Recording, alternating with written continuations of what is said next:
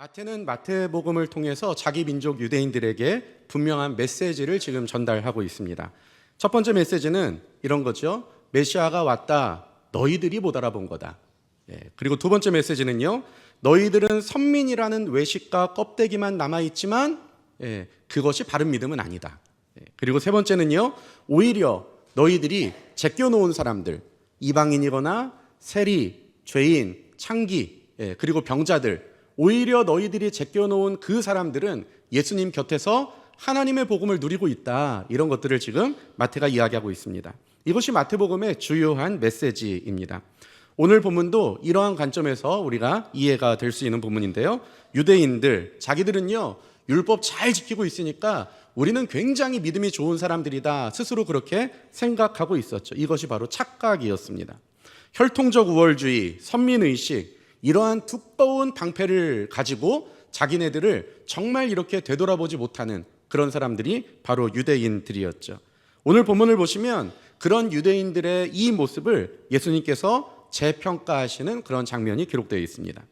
본문은 예수님의 제자들이 바리새인과 사두개인들에게, 서기관들에게 지적을 당하는 그러한 내용으로 시작되고 있어요. 우리 15장 1절부터 2절 한번 읽어보겠습니다. 그때 바리새인과 서기관들이 예루살렘으로부터 예수께 나와 이르되 당신의 제자들이 어찌하여 장로들의 전통을 범하나이까?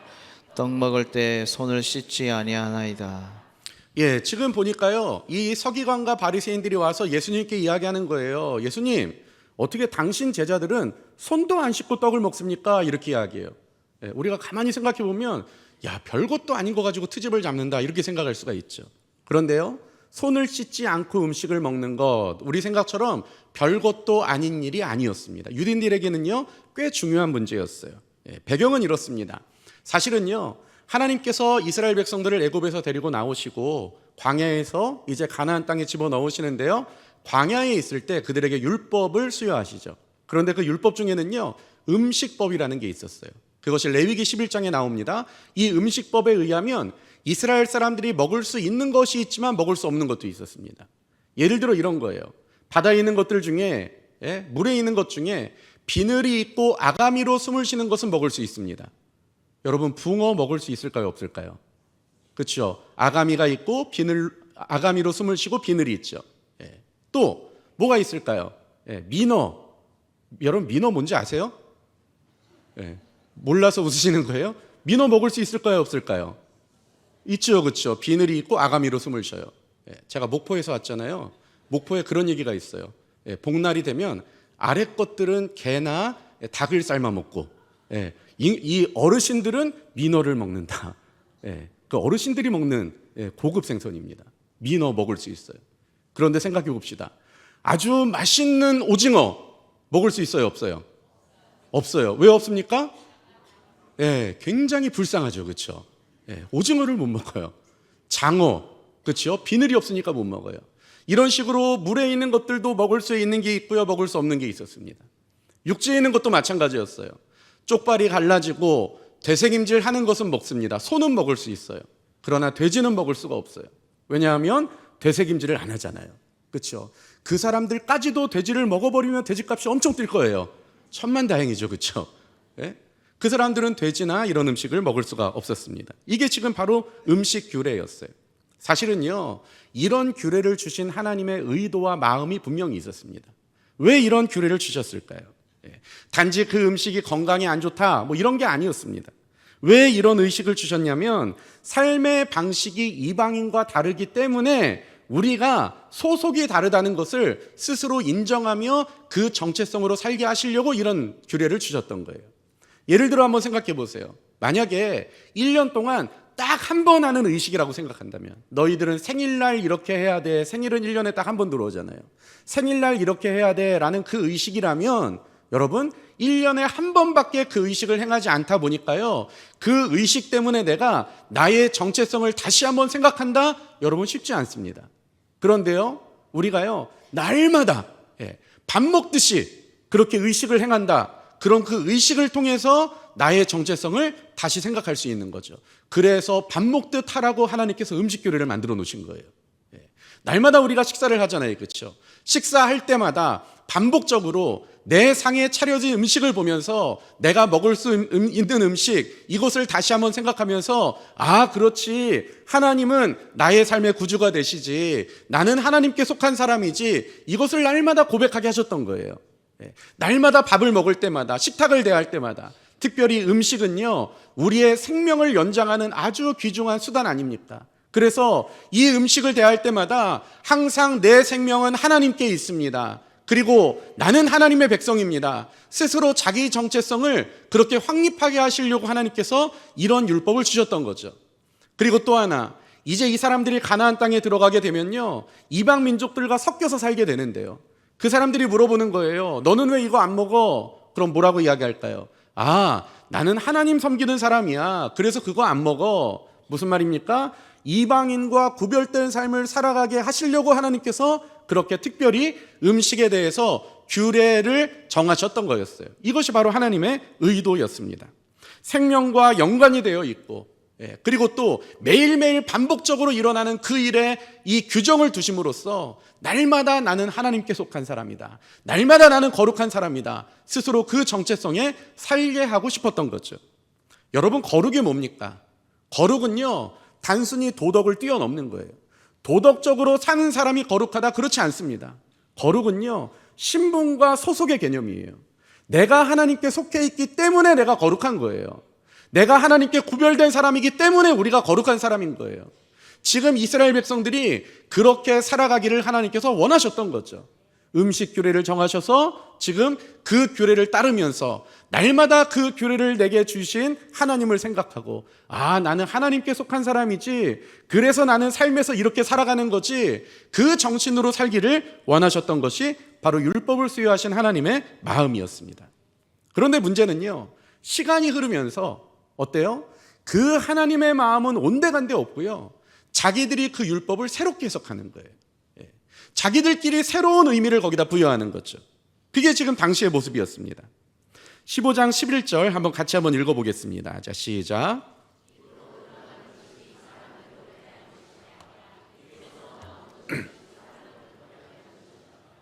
자, 이게 지금 이 율법의 참된 의미는 알지도 못하고 자기 마음대로 율법을 해석해서 지키고 있는 그 사람들을 향한 예수님의 말씀이었어요.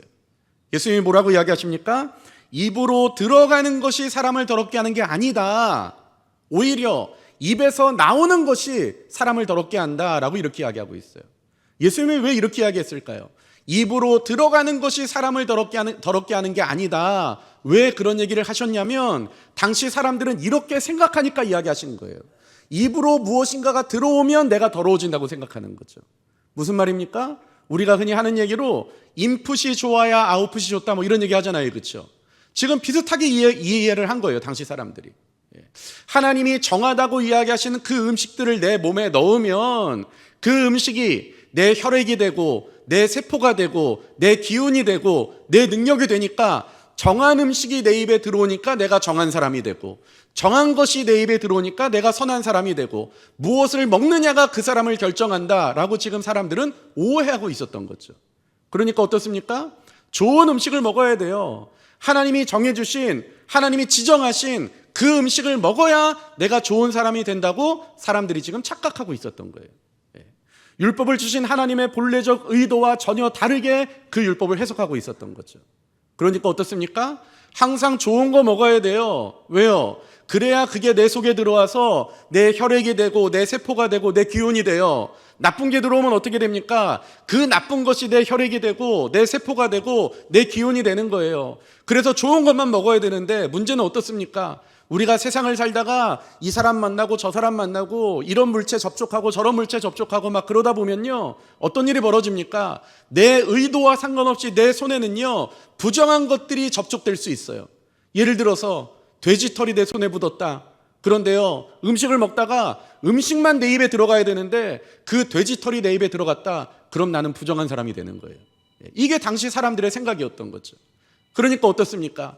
정한 것을 항상 넣어야 되는데 부정한 것이 들어올 수 있으니 음식을 먹을 때는 특별히 손을 씻어야 되는 거예요. 그러니까 지금요, 손을 씻는다는 문제는요, 어떻습니까? 지금 위생의 문제로 예수님의 제자들을 예수님께 고소하고 있는 게 아니에요. 종교적 문제로 지금 예수님의 제자들을 고소하고 있는 거죠. 어떻게 입에 들어오는 게 그렇게 중요한데 손도 안 씻고 먹을 수가 있겠습니까? 그러다가 부정한 것이 내 입에 들어오면 부정한 사람 될 텐데 어떻게 당신의 제자들은 그렇게 할 수 있습니까? 지금 이 바리새인과 서기관들의 말이 이런 말이었던 거죠. 그런데요, 사실은요, 이 손을 씻는 문제, 그래서 정한 것만 내가 먹어야 되는 이 문제, 이것은요 율법은 아니었어요. 우리 2절 한번 읽어보겠습니다. 2절. 자, 시작. 장로들의 전통을 범하나이까 떡 먹을 때 손을 씻지 아니하나이다. 지금 사람들이 이야기하는 거죠. 바리새인과 서기관들이 예수님께 이야기해요. 어찌하여 당신의 제자들은 율법을 어기고 있습니까? 이렇게 말하지 않아요. 뭐라고 이야기합니까? 장로들의 전통을 범하나이까? 라고 이야기하고 있죠.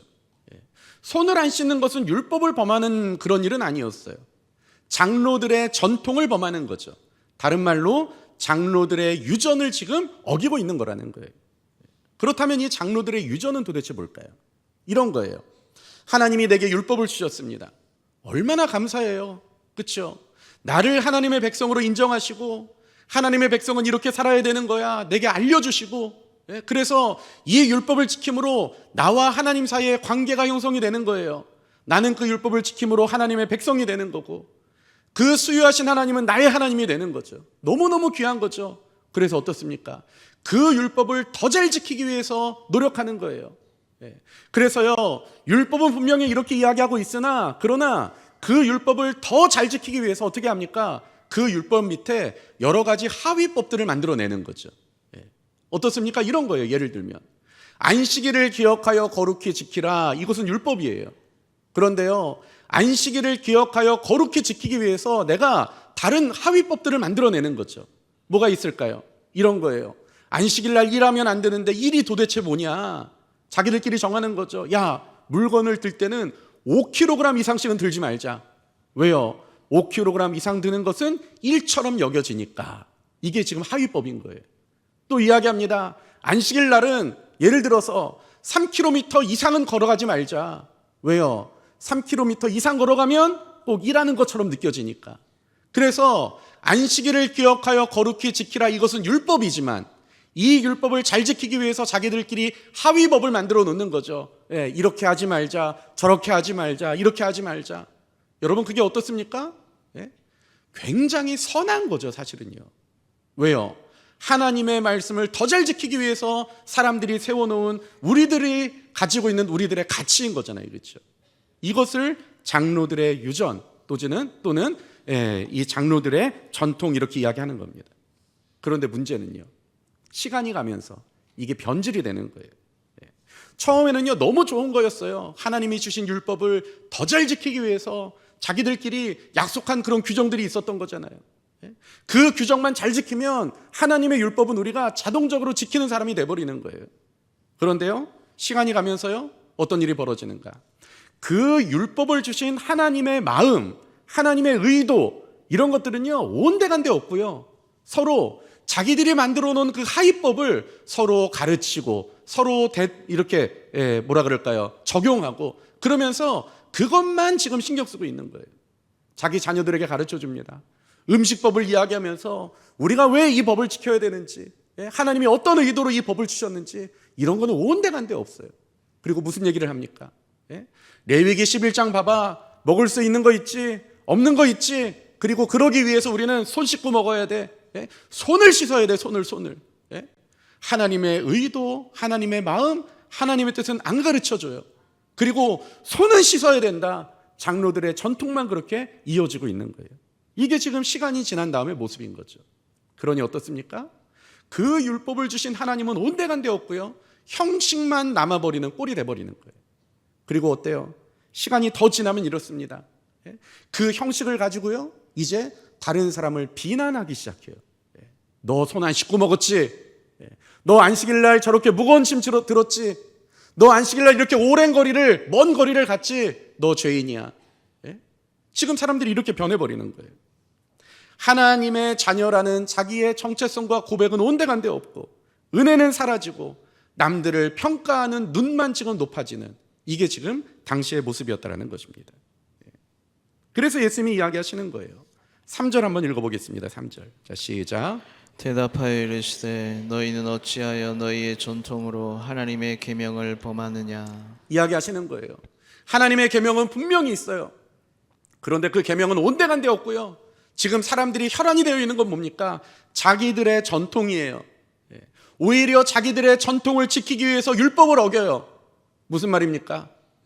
그 율법을 더 잘 지키려고 만든 법을 가지고 어떤 일을 해요? 서로 그 율법을 가지고 비교하고 또 미워하고 갈등하고 서로 파당을 짓고, 그러니까 예수님이 하신 말씀이죠. 율법을 더 잘 지키겠다고 만들어진 그 장로들의 전통을 가지고 오히려 율법을 너희들이 어기고 있다라고 지금 이야기하고 계시는 거예요. 당시 이와 비슷한 상황을 주님께서 이야기하십니다. 4절부터 6절인데요. 이렇게 이야기해요. 하나님이 이르셨으되 내 부모를 공경하라 하시고 또 아버지나 어머니를 비방하는 자는 반드시 죽임을 당하리라 하셨거늘.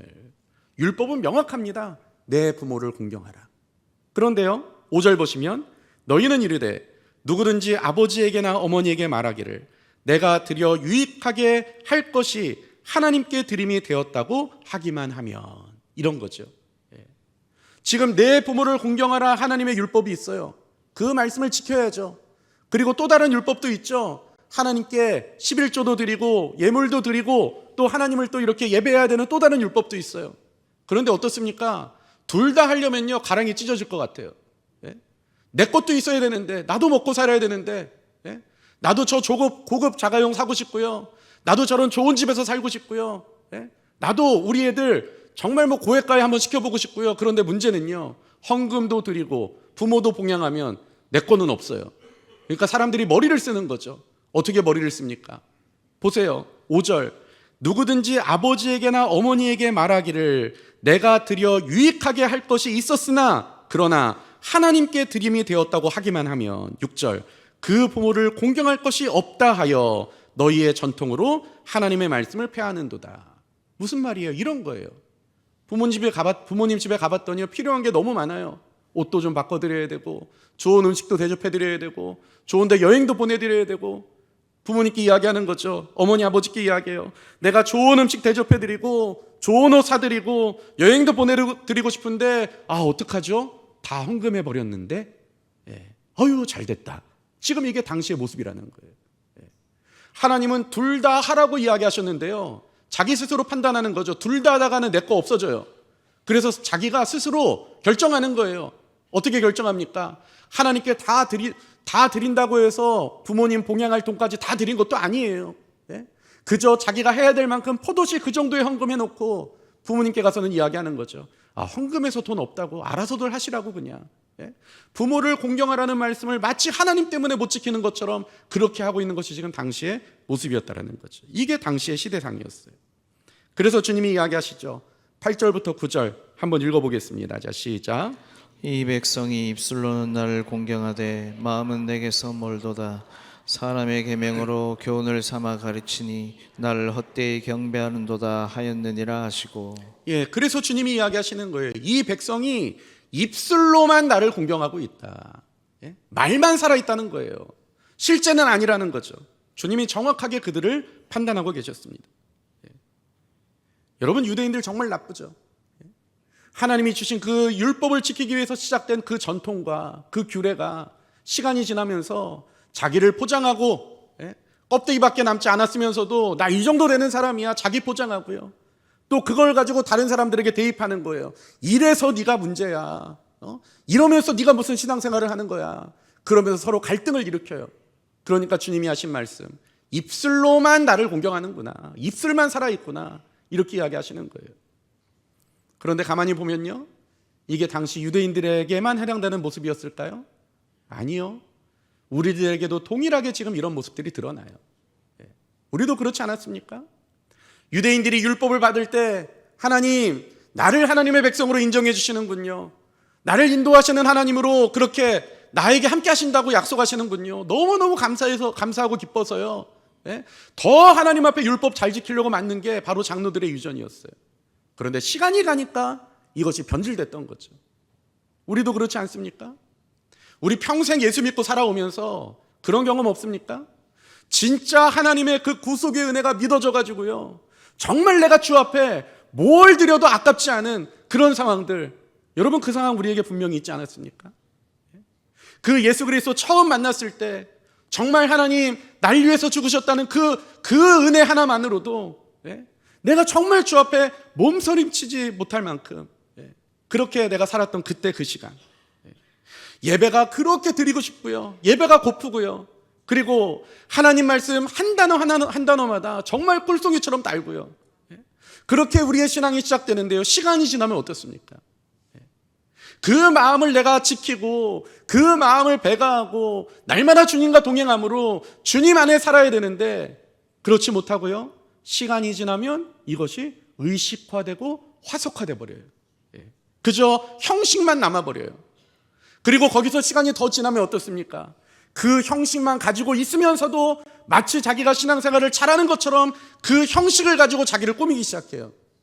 그리고 그것으로 다른 사람들을 평가하기 시작하는 거예요. 목사가 돼서 왜 저런데? 장로가 권사가 왜 그런데? 여러분, 이것이 우리의 모습 아니었습니까? 지금 성경은 무엇을 이야기하고 있습니까? 당시 유대인들만 이야기하고 있는 것이 아니라 저와 여러분들의 이 연약한 모습을 그대로 지금 폭로하고 있었던 거예요. 당시의 모습이 바로 우리의 모습이라는 거죠. 사람들은 생각해요. 손 씻고 먹어야지, 손 잘 씻어야 돼. 그게 인간의 노력의 결정적인 마지막이었습니다.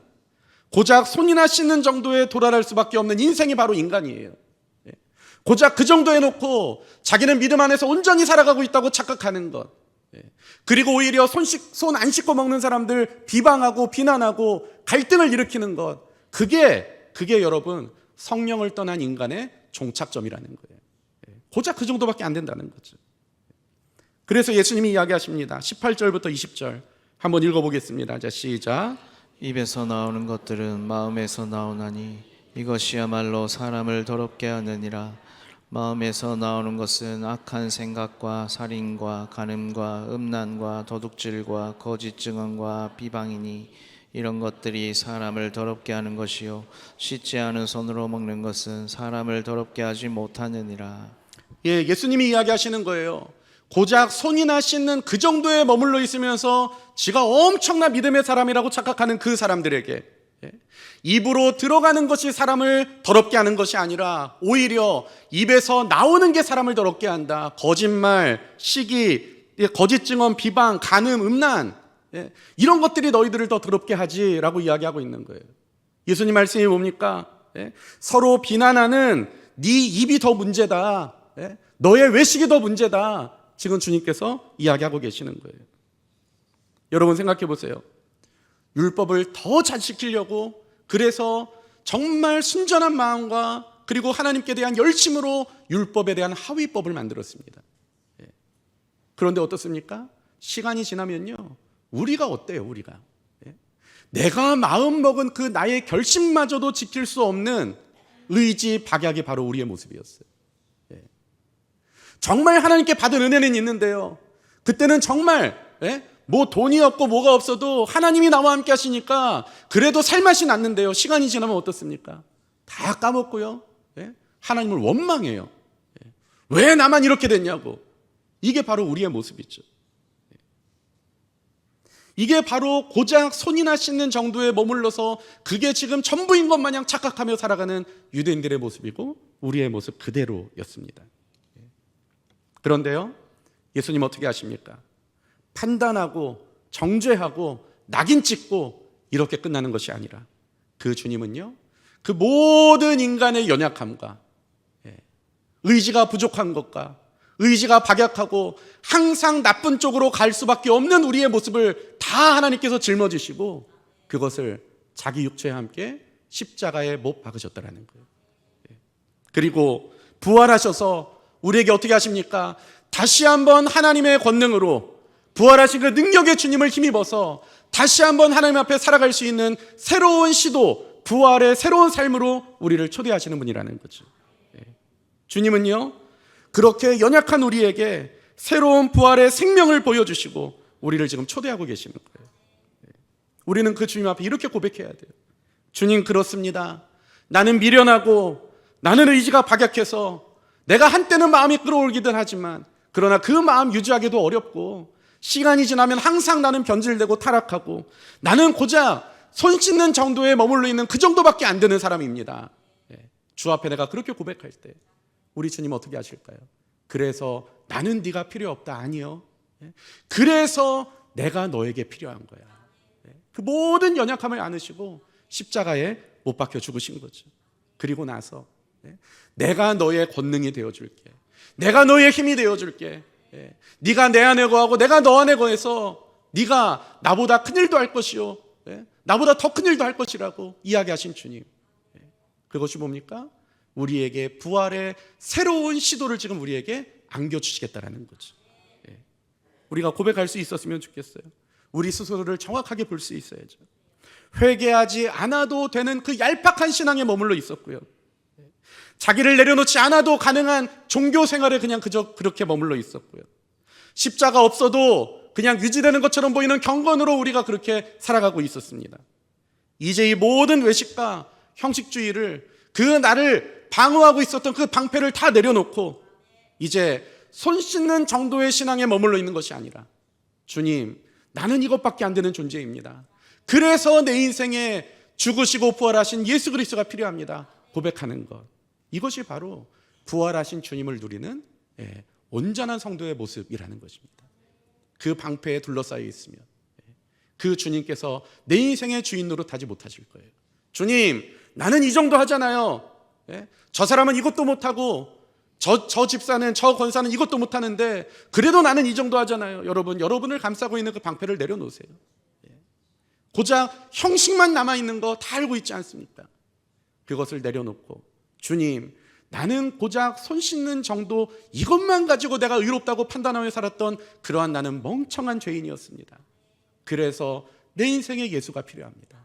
이 고백이 저와 여러분을 살리는 고백이 될 줄로 믿습니다. 이 고백을 하는 자에게 부활하신 주께서 찾아가셔서 부활로 말미암아 새로운 시대를 열어갈 수 있는 그 시대, 그 기회를 하나님께서 주시는 거예요. 여러분, 이 부활이 엄청난 신비입니다. 실패한 인생, 낙심한 인생, 아무것도 소망이 보이지 않는 인생, 이 인생이 당하는 가장 치욕적이고 가장 궁극적인 괴로움이 무엇입니까? 그것이 바로 죽음이에요. 그런데 부활은요, 그 죽음을 무력화시키는 거예요. 주님, 나는 이 하나님의 법칙에서, 하나님의 율법에서, 하나님의 기대에서 완전히 죽었습니다. 그러나 그 죽은 실패를 무력화시키고 다시 시도할 수 있는 부활의 은혜로 우리를 찾아오시는 주님. 그리고 그 사망 권세에 이기신 그 권능과 그 권세로 우리와 함께 하셔서 우리가 하나님의 의를 이루어가는 사람으로 세우시는 그 예수 그리스도의 능력, 이것이 바로 저와 여러분들의 것이 될 수 있기를 간절히 바랍니다.